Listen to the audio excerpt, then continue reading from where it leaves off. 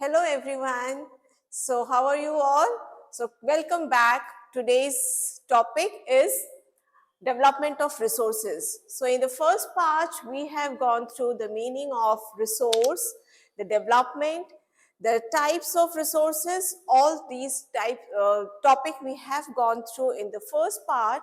So if you want to go through the first part of mine, then you can go through the description box. You'll get the link of that part 1. Now today we'll start with a topic that is the development of resources, right? So in the last part, we have gone through the meaning of development, right? So now how in this topic or today's topic, it is totally depend on that how we are using the resources in the process of development and what are the impact we see there in this process. So let's begin. Now resources, they are a vital for a human being to have a survival on this earth. We all know that. Without these resources, we cannot imagine our life for a single second also, because air that we are using, which is present there in our nature, we are using it for our survival, for our livelihood, to have a life on this, right? So without a single minute, without this resource, a single minute we can live here on this earth. So it is playing a very important role, a vital role. We cannot separate a resource from us, from our life. So resources, they are vital for human survival as well as for maintaining a quality life. Now we have ACs, we have fans, we have benches, we have beds, we have vehicles. All this comes from where? Of course, when human, they extracted the raw material from the nature and they processed it into a valuable goods, then only they get that and making them a quality life to live in, right? So thus, to make a quality life, resources are playing a very important role in a human life.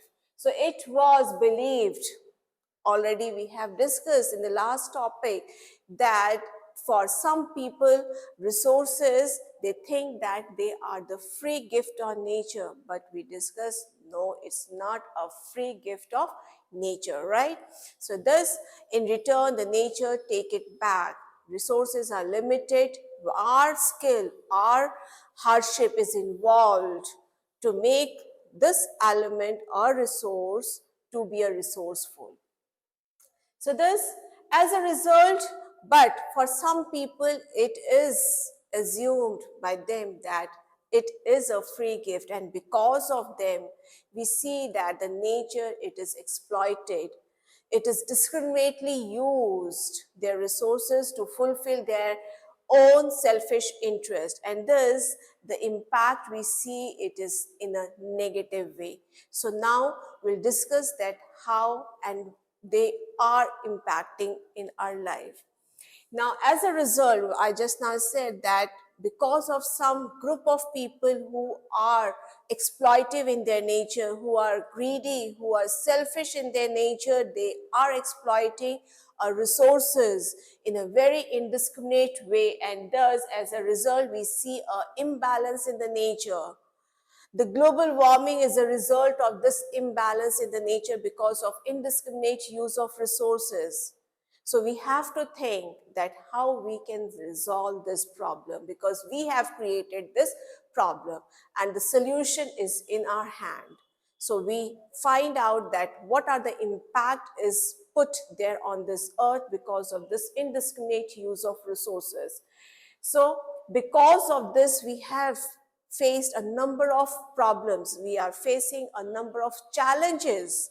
Now, what are these challenges which comes in front of us because of indiscriminate use of nature, the indiscriminate use of resources by the population, the selfish interest to fulfill that, the human, they are impacting the nature, depleting the resources, the limited stock that we have in our nature in the form of resources, they are depleting, and thus we are finding it difficult to satisfy our need in a quality way. And future generation, they are obviously affected by that.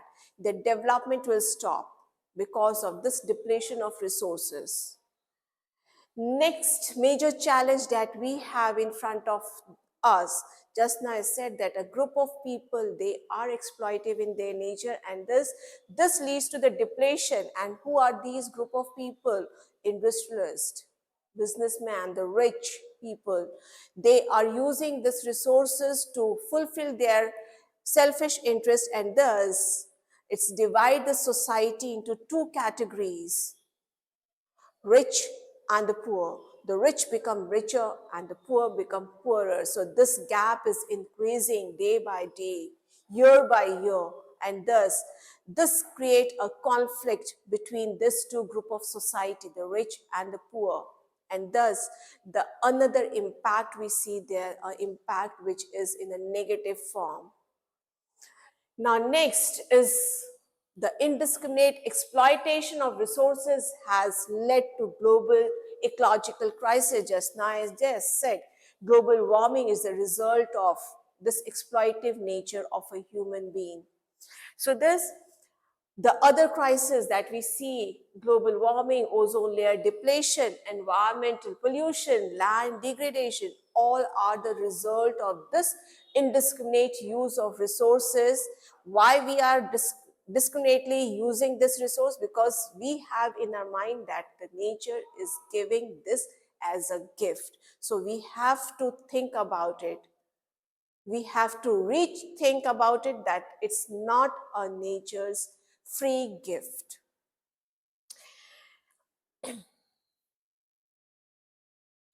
Now next, in the last part already I said that resources, they are distributed.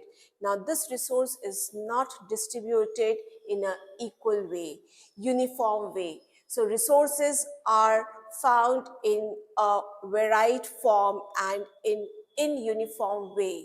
They are distributed not in a uniform way. And thus we see that to give a balance in the environment, to have a sustainable life, a sustainable development, we need to bring that a uniform way. So how we will do this? We'll come to know that what is the process, what is the technique through which we can bring it in a uniform way.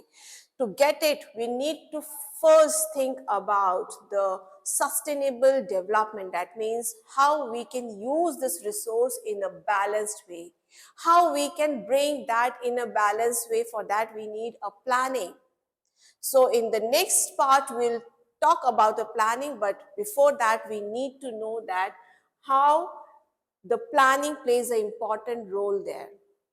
So here, the equitable distribution of resources has become essential to have a sustained life, a balanced life, a quality life to live in this world, in this earth, in a very peaceful way, because imbalance leads to conflict. Imbalance leads to a negative impact on the society.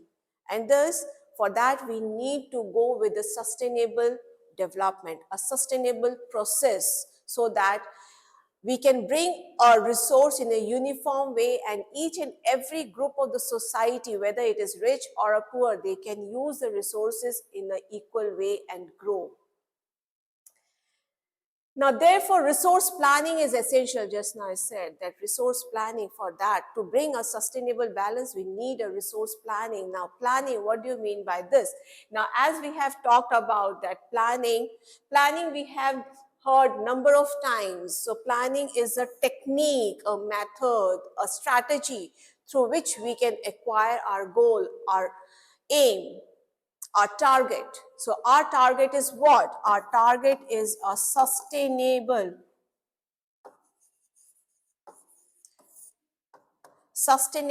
development, sustainable progress, right? So thus, a balanced development. So for that, we need a planning. Planning for what? Planning for a resource which is present there on this earth, which helps us to develop economically, socially, culturally. So this, Sustainable existence of all forms of life is important, and sustainable existence is one of the component of sustainable development. Please underline this because the question comes from this part. 1 marks question comes from this part. Sustainable existence is component of a sustainable development. Also, a 3 marks answer question comes there to justify that. So please underline and keep this in your mind that the question comes from here of 1 marks as well as 3 marks to justify, as well as MCQ question comes there. Now the good thing is that we need to understand this statement. Sustainable existence is a component of sustainable development. Now sustainable existence means what? A balanced existence. Whatever is there in this world, whatever the resources are there, it need to be affordable, it need to be acceptable, it need to be achievable by each and every individual for their growth, and then only we see a balanced development. So thus sustainable existence means that sustainability, the balance is there. If uniformity of a resource is there, if what I have, if you also have the same thing, then only a sustainable development will be taken place, and then we can resolve the problems that we have just discussed here. So here we'll come to know the definition and the meaning of sustainable development. So the sustainable development question. So sustainable development is what? Already we have discussed that economic development is the ultimate development of all human beings. So once we acquire economical development, of course, we can go with the social, cultural development, political development also, or we go with the political empowerment. The sustainable economic development means the development should take place without damaging the environment. So that means a development, when we use a particular resource, that resource can be used in such a way that it should not hamper the other things, should not hamper the other society.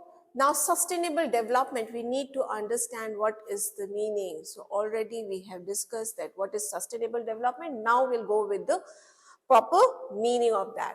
Sustainable development means what? It is a development which is taken place without damaging the environment. So when we are extracting resources, it need to be extracted in such a way that it could not damage the environment. It does not create a pollution.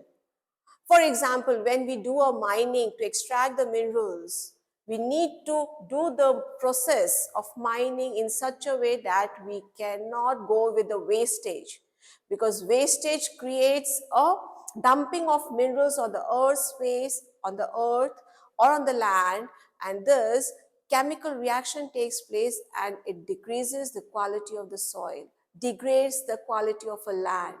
So thus, this is an example through which we can better understand what is sustainable development without damaging the environment. Development is the present should not compromise, but on the other hand, the development should not be compromised. That means our development need to be taken place in the present, and we should not compromise by thinking the future. So the present development should be go in its pace without damaging the environment. We should not compromise. So with the needs of the future generation, other than that, the development need to be taken place in such a way that the future generation should not also compromise with that. So you also in the present should not compromise by thinking about the future generation, and future generation should not also compromise what the development is taking place in present time. So thus, we need to use the resources in a very judicious way so that we can use that resources in a sustainable process and proceed for the process of development. So with that thought, worldwide, people, they become aware, and thus They came together to have a meeting. They have a talk that how they can bring that sustainable development. What is the process? What is the technique through which they can bring a sustainable development so that uniformity can be maintained and nobody have to suffer in the process of development. So with that context, there a summit took place in 1922, which is known as the Rio de Janeiro Summit, where hundreds of heads of different states, of different countries, they joined. They came on the meeting and met in the Rio de Janeiro, that is in Brazil. And thus, it was the first international Earth Summit, which was taken place with the concern that how they can bring a sustainable development. So the summit was conveyed for addressing urgent problems of environmental protection and socio-economic development at the global level. And that's why hundreds of heads from different states, they came together and assembled and signed a declaration on global climatic change that we still affected by it, that is the global warming. The change in the climate leads to impact the different spheres of our life. So, and other than that, biological diversity. So just to talk about and assembled there to talk about the change in the climatic condition and the global diversity, how they can bring it back, how they can resolve the problem of this. So the Rio Convention adores the global forest principles. So they have made some principles, rules and regulations to fight with the biological changes, the changes that have taken place, degrading the biodiversity. So to tackle with that, the forest principles, they have discussed about the global forest principles, they have talked about and adopted an Agenda 21 for achieving this.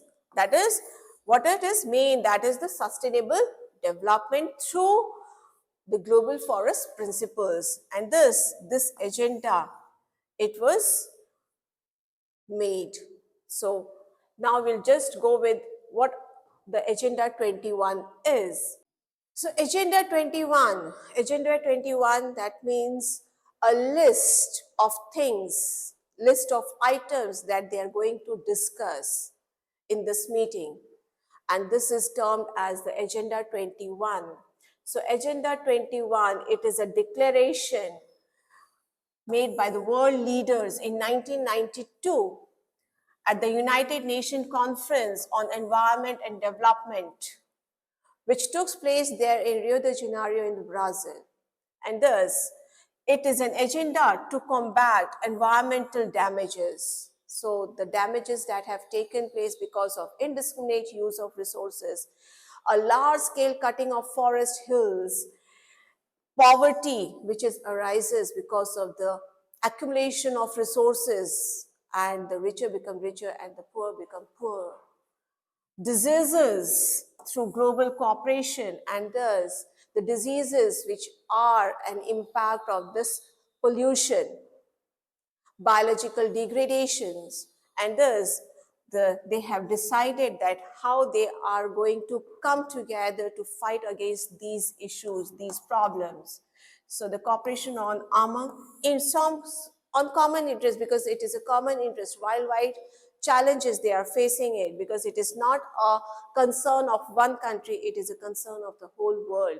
So mutual needs and shared responsibilities, and thus they are going to share the responsibility to tackle this challenge. Now we understand what is Agenda 21 is.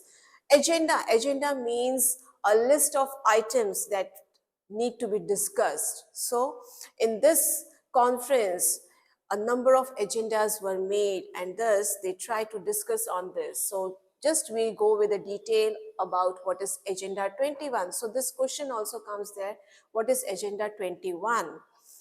So it is a declaration which was signed by these 100 heads of different states who came there to meet to resolve the challenges that we are facing with in Rio de Janeiro, Brazil in 1992.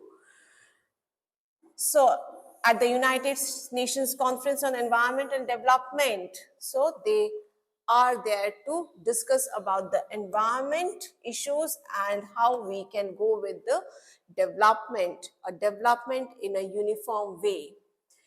So which took place in Rio de Janeiro, Brazil, and thus they're achieving what? The global sustainable development. Their main aim is that. So it is an agenda to combat environmental damages, to fight against these damages, the damages that have taken place because of the indiscriminate use of resources by the exploitative nature of few group of people. And thus, poverty is the result of that. The society which has been divided into two groups, the rich and the poor, and this gap become bigger and bigger, larger and larger. So to fight against this, because this differences leads to a conflict, a social conflict, a political conflict, and other than that, the diseases from which the number of population they are fighting because of land degradation, pollution, environmental pollution. So through global cooperation, they are trying to find out the solution, take the responsibilities, because it's a common interest of the whole world. It's not an interest, it's not a challenge, or not a problem of one single country. It is of a problem of the whole world. So thus, with the cooperation on common interest, mutual needs, and the shared responsibilities, they are trying to find out the solution and fight against these problems. So one major objective of the Agenda 21 is that every local government should draw its own Agenda 21, because we need to go with the grassroots. So when we try to solve the problem from the grassroots, then only we can achieve our target. So thus, this has become a major objective that we need to make another agenda for the local government, local countries. Different countries should have a different their own agenda for their own territory. And thus, this become a major objective of this conference. Hope you understand the topic and the questions that are important from this part. It is, what is Agenda 21? What is resource planning? What is a sustainable development? How we can bring a sustainable development? And other than that, another question is, what are the major problems that the world is facing with? So these are the questions which comes from this topic. So thank you for today. We'll come back with the next topic in the next section.